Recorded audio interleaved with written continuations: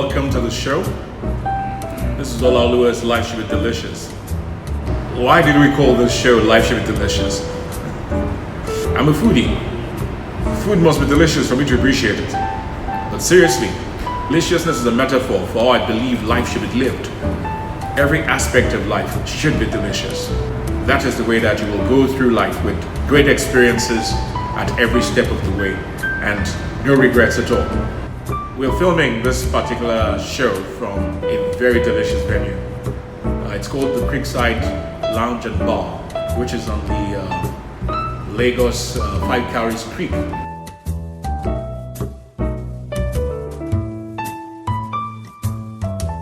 As a matter of fact, I had a 5-course Italian dinner right here just a few days ago.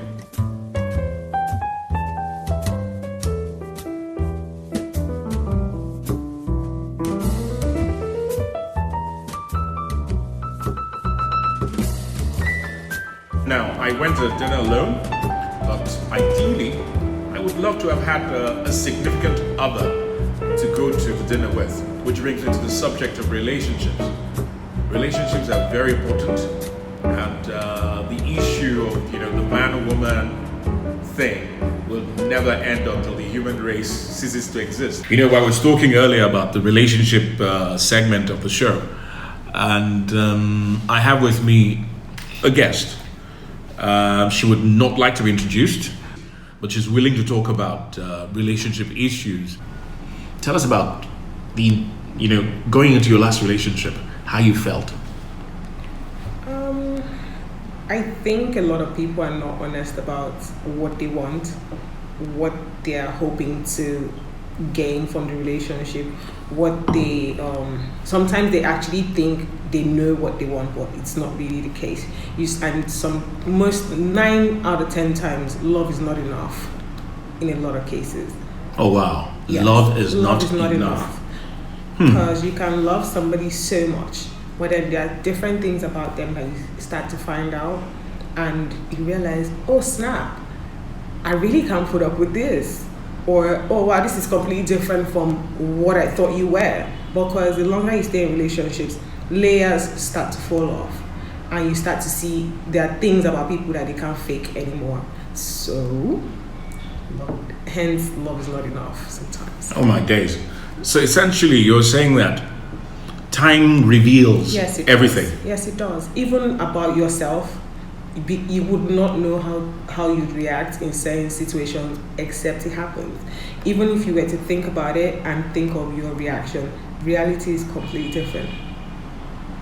True. Yes. True. So it's only when you're in it that you will know how you behave in it. Yeah, when it does happen, or when those moments come where you're supposed to act all the perfect rehearsals in your head, and you're like, no, I can't take this. No, I'm not doing this. For example, my last relationship, when I got in, I work, I make my own money, but I'm from a culture where I think I've been spoiled a little bit with my men have always taken care of me. And it's not like I'm asking or saying, oh, you have to do this, I need this, I need that. No, it's a natural thing that I've become accustomed to. From even when I was in high school, boys in my class always looking out for me, senior boys always wanting to care for me. So I'm sort of used to that. And then I've gotten into this relationship where the guy's like, oh, I'm not really that kind of person. And I thought I could cope, and so I put up with it for a while. But then it becomes the struggle when other men want to care for me and you're having an issue with stuff that you can't do. Oh wow. Yes. That's very, very tight. Do you understand what I'm saying? That's very interesting. So, and then over time, you can't put your foot down. You're my woman, and then you can't do stuff for me. But then when another guy does it, you're not you just act pissed, but you're not really pissed. You're grateful that someone has relieved you of that stress. Ouch. Yes. Now that's very different. Very different. So that in itself further highlights that this person doesn't really care for you in that light. The person only keeps you around because you make their life comfortable. Oh my days. Yes, you make their life comfortable. You are very useful to them. You have borderline coming and you are too handy. You're hands on about everything. And they would rather not lose that and lose everything. Or they're not going to do any of those things for you. They state it in different ways. They throw, even in actions, they are being said. It's now left to you, the other party, to catch it and keep it moving. Or just choose to ignore totally. So you can choose to fall asleep in the relationship, Yes, you can. and coast? Yes, you can. Or you can wake up somewhere. Which is and what I did for a while. I did that for like the better half of a year and a half. I just chose to ignore a lot of things, and not because it didn't hurt me. I just couldn't be bothered, and I could deal with myself, my things, and not let that bother me. So And I was aware of what he was up to, so it didn't matter. So because it was comfortable, It was comfortable. you let the status quo be. Yes. So what would you say to people out there, or ladies out there who might be listening to this or watching this, as it were, listening to your voice? What should they look out for? The number one thing is you always have to look out for yourself. I know that sounds really selfish and very self-centered and whatnot, but it's the biggest truth in every relationship. Even with your child, with your parents, your brothers, your sisters, everyone is looking out for themselves first. No matter how much a person loves you, they will always be number one to them. So why should you relegate yourself to number two because of somebody else? It doesn't take away from how you feel about them. Okay. It's just you always have to make yourself number one. And number one doesn't mean you can't take out time and space and feelings to care for this other person. You are just you are always, every decision you make in a relationship, be it for the other, does it benefit you as well? Yeah, cool. If it doesn't, pause, have a rethink, and go for it. Oh wow. Yes. And then loving yourself as a woman is extremely important. I realized the crux of a lot of relationship problems because women are looking for the men to love them enough. And if you don't love yourself enough, nobody will ever fulfill you. Wow. Yes. Wow. A lot of women are in messed up situations because they did not love themselves enough. I have loved myself enough to step out of 2 situations now. I came out of a 4-year relationship because he says he wasn't ready. And I said, when do you think? So I don't know. And I went, peace. I love myself enough. Peace. I love myself I'm enough. moving. I'm keeping you moving. Yeah, I love myself enough to hurt briefly and to be better. And for every time I cried, I kept telling myself, you'll be fine, don't worry. Have a glass of wine, you'll be fine. Oh my days. It's for your own good. I had to remind myself every day that it was for my own good. And I have never regretted that decision. I have no regrets. Oh wow. So we'll be discussing quite a bit about relationships on this show. I live in Lagos. This show has been filmed in Lagos. Lagos can be delicious or not, depending on the Lagos you have access to. Lagos can also be tough to live in, and that brings me to the subject of depression.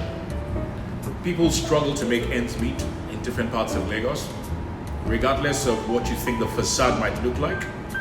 There are people that are struggling at every level of society in Lagos, and they suffer from depression. Many suffer from depression.